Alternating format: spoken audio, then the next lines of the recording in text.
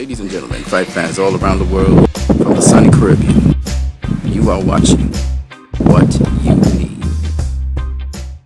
Okay, boxing fans, we're going to look at the use of the pivot in boxing. And as you know, the ring is called the squared circle because basically the boxers turn in a circle in the ring.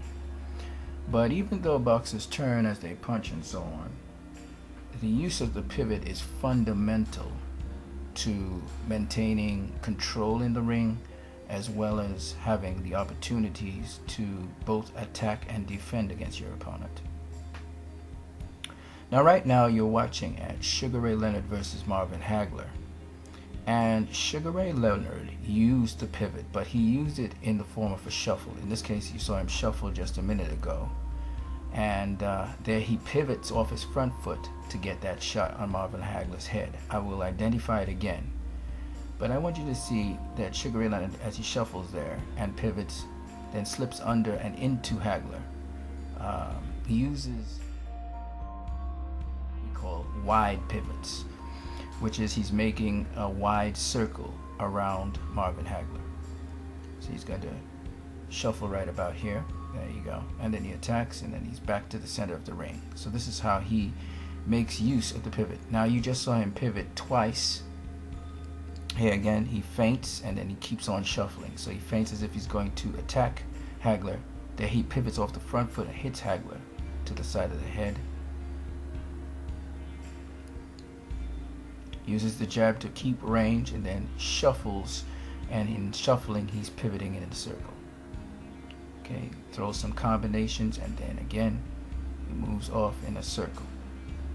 So we can say that Sugar Ray Leonard in this fight was pivoting very widely. He was making a wide circle around Marvin Hagler, and then he would get to the center of the ring. The goal was to stay in the center of the ring and stay off the ropes.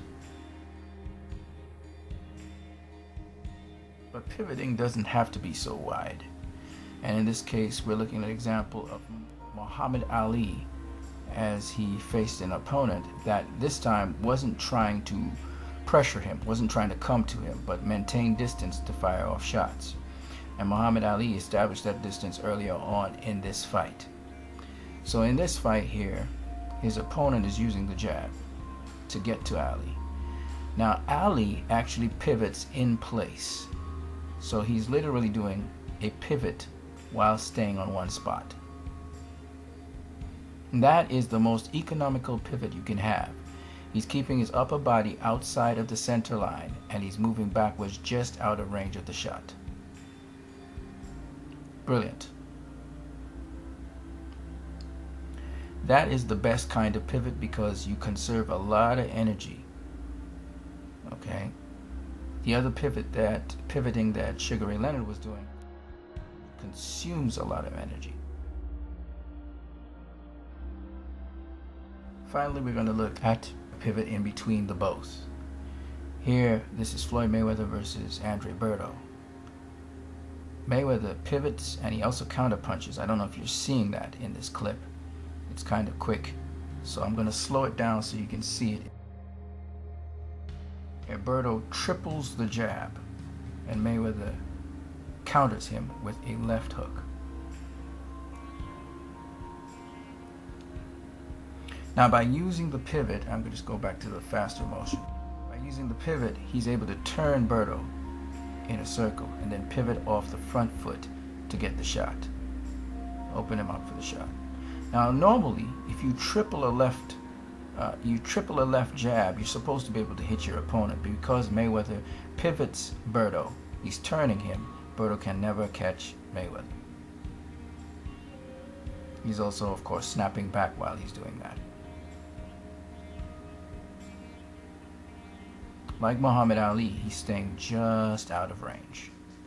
So he's in between what Sugar Ray Leonard was doing, because Mayweather also shuffles, but he shuffles small steps and in a pivot, turning Berto in a direction Berto does not want to go.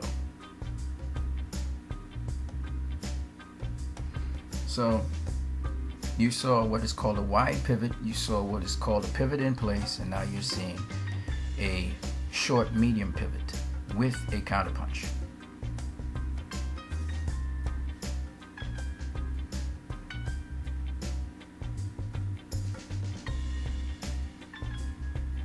You guys have a great one.